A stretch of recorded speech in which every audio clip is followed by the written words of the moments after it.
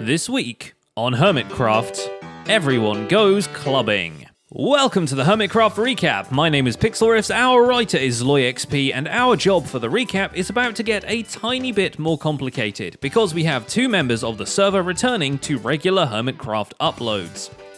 Python GB is now settled in after moving house in real life and made his return to Hermitcraft in style this week. So I'm not gonna lie to you guys, I've already kind of accidentally done most of the interior work. Plus, Wells Knight is back from his vacation, but is also going to take a little time off around Thanksgiving. Hey, I will say it is not a coincidence that my vacation was timed approximately with the release of Red Dead Redemption 2. But before all that, he drops some knowledge on us about this season's Nether Hub design, clarifying that it is actually only a temporary one, just there until they come up with something even better. And no, I am not mad about it. And no, that is not the reason that I had to take a break. In other pre-intro news, the Hermitcraft tag has changed places, briefly moving from Rendog to Grian during Ren's livestream, but that was nullified because Ren failed to use an ender pearl for tagging, which was his one requirement for it. As a consolation prize, Grian helps Rendog tag Scar by luring him into a trap. BAM! No! And with all that out of the way, let's take a look at all the events and mishaps that occurred on the Hermitcraft server this week. Perfect. I love this thing. Boom, boom, boom.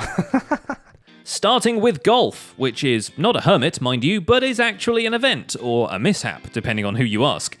The Convex Country Club opened its doors last week, and Cubfan was looking for volunteers to try it out. So 4 teams took to the fairway, with the maiden voyage, of course, being Cubfan and Scar trying the whole thing out. This is it. I'm so excited, dude. This has been like a dream of mine for like 6 years. Ever since I made a custom map. That was a golf course, but it was just a regular one. Oh, really? Not as good as this one. Not as good as this one. Next up we have Mambo and Green, who had to clean out a coop's worth of chickens out of their underwater pipes just to send each other a text message. To ask him if he wants to go and play golf with the boys. Alright, golf with me and Iskal? Off it goes. Zedaf, Tango and Impulse tried the course out with cinematic cameras no less. Okay. Hold on. Alright. Alright. Not bad.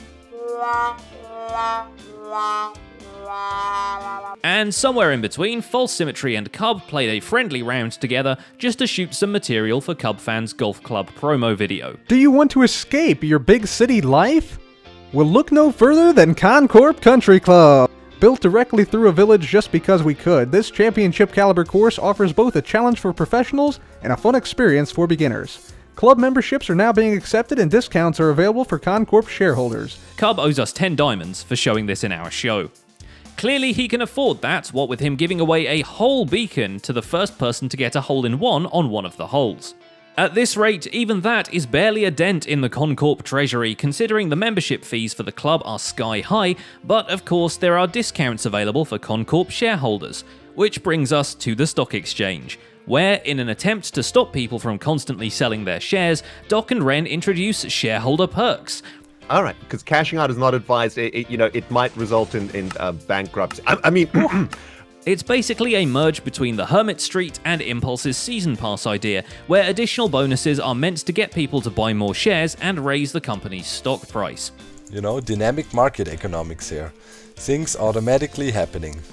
But even ignoring that, Corp is expected to get a whole lot more expensive once the shareholders see Cubfan's new wheat, or as he prefers to call it, cake farm. Yeah, that is actually something that's happening a lot around the nation, around the US at least. People sort of growing fruits and vegetables on a lot of open spaces in urban areas, so... And Scar's Grand Gates serving as the entrance into Corp territory. This is hilarious. Every time I place down a block, Cub has moved forward 1 block. He's kind of like Bob the Building Creeper Inspector. He's making sure everything's up to... Oh no, he's too tall to ride the roller coaster. The economy already took a hit when Jevon accidentally bought a whole lot of shares for the wrong price. Thankfully, his viewers were helpful enough to point this out, and Jevon handled his assets properly the second time around. And to think that money could have gone into buying even more mustache removing services, but more on that later. For now, let's point out that Jevon and Grian actually butt heads in the quartz business, it being sold both in Grian's shack and now way cheaper in Jevon's Augur Lore. An upgrade comes to Jev's potion laboratory too, adding way more brewing stands than he has staff for. And lastly, Jevon orders an advertisement for his services in Mambo's film agency. That's right. So I've been thinking about a new store idea for a while. We're going to be making a sponge rental shop. Like I said, I want this to be like kind of one of those like mall kiosks. But that commercial, the spoon will have to record freshly shaven. Needless to say, this is not the turnaround time Green was expecting from a storefront he has basically just built. Yeah, that looks really, really weird. I'm not gonna lie, but you could fly through it. I'm getting really good at flying, I gotta admit. Rendog is hoping for a similar turnaround for his latest project, a pirate dock down by the shopping district Cove, loaded up with shulker boxes of materials he shipped up from his Haste 2 beacon mine. Not content with going toe-to-toe with the convex on logs, he's also trying to undercut their brick shop by selling stone brick and the cracked variants. The twist is, instead of selling by the stack, Big Rocks Incorporated will sell an entire shulker box at a time. How much this shulker box is going to cost is going to be another thing that we need to work out. Hey, Jez, what is happening, my dude? Big brick energy aside, Ren decides the main building of Grand Central Station is just too pretty to fill with gross things like minecart rails, so he floats down to the watery depths below to add rooms for the station platform itself under each cardinal direction. He also steps into his role as a stockbroker when Azuma comes calling to cash in his shares, and we see exactly how Ren and Doc plan to make money from the stock exchange. It's all in the admin fees. Would you like some caviar, sir? Caviar sounds fantastic. Yes, give me one. Doc! Get the caviar! Azuma must have heard our complaints from a while ago about the lack of a witch farm on the server and took upon it himself to build one. And despite it being only a single hut-based design, it proves very efficient and even fun, what with this being basically the chicken fountain all over, except with magic potion women. But this is potentially a problem because I can't just leave a clicker here. We actually do hit all of them in the group. Well, that means that this is absolutely fine. To further mock them, X builds a couple of tiki head totems on little islands on the border of the pirate district, and starts a pirate fort of his own on the shore. Not too far off in the fantasy district, False Symmetry removes an octopus from her base. As you do. The purple mother gazebo sprouts a youngling, a smaller gazebo at the base of the hill, now surrounded with park-like walkways and plots for other hermits to participate on. One of said plots instantly utilised for a fountain. And I'll be like, hey, there's many plots, take a plot, build a house, same style, and then that means that other hermits can have houses in the fantasy district. In more murderous news, False takes advantage of a thunderstorm and harpoons herself a charged creeper thanks to the channeling enchantment. Her new pet doesn't live long, but at least earns her a skeleton skull she already has a perfect place for. Because it's meant to be a skeleton, not a Steve, yay! Deeper into the fantasy area, Tango Tech finally starts doing something about that gaping hole he has for a house. For now, the bottom is covered in greenery, and from now on, the ceiling is covered in purplish glass, or at least the ceiling part where the area dug into a naturally occurring river. Really, it's a great way to have sky access and not interfere with the outside view too much. Well, the grand plan here, for those of you who don't remember, is we're going to build a little village down here, and I think I'm actually going to have real villagers. It probably won't be a legit village because there's sky... Actually, now that you mention it, I will have sky access. Interesting. After cleaning up the torch grid in his underground park, Tinfoil Chef finally gets tired of looking up at the artificial sky and heads out into the above ground this week, only to pay a rare visit to the Nether in search of... something. He's kind of cryptic about what it is, but it's nice to see him strolling around the Nether hub and appreciating it before it inevitably gets torn down. It's also his chance to check out what other people have been building on the server, and he finds himself particularly impressed by Grand Central Station. I mean, seriously. He's not the only one casting an appraising eye over the community builds this week, as Python needs a tour from Azuma to fill him in on what all these new shops are.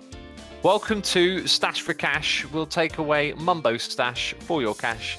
I almost have to because of just that rhyme.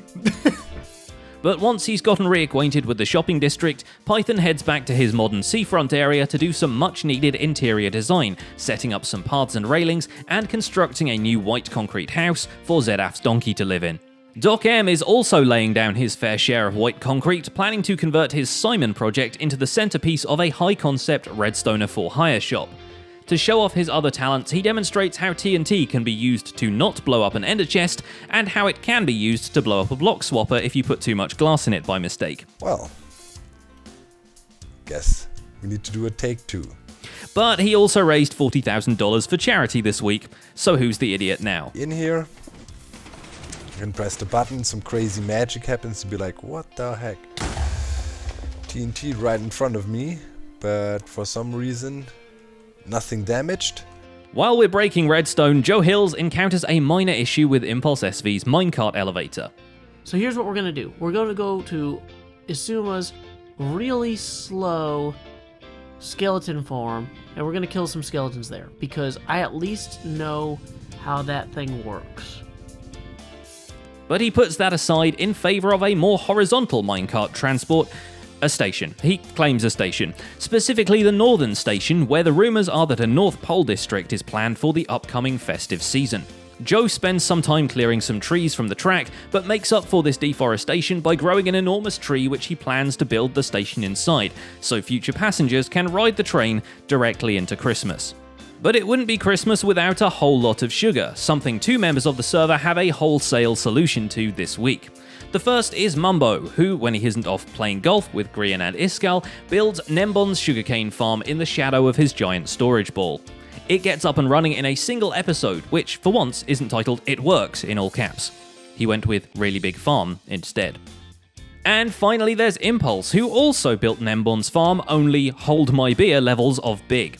The plan, of course, is to make sure the microtransactions at iTrade never run out of paper again, and by extension, to make sure Impulse never runs out of diamonds again, because all that shiny season pass money has finally dried up, and he admits that he's down to his last few blue rocks. I spent most of my diamonds on building the dirt mall. This is it, guys. That's my total amount of diamond. Ironic that the guy who was literally farming gold from the sky has ended up with no money. But hey, that's business. And that's just about it for this week's recap. Our writer is ZloyXP, and my name is PixelRiffs. For this week's recap tag, we want to double down on Cubfan owing us some diamonds. So head over to the comments section on his latest video, linked in the iCards and the description, and comment, "Ask Jarvis, where's our money?" If you haven't seen Season 5, this will make no sense, but Cub was there, so he'll know what it means. Don't forget to leave a like while you're still here, and subscribe so you won't miss future recaps. Thanks for watching, and we'll see you next week.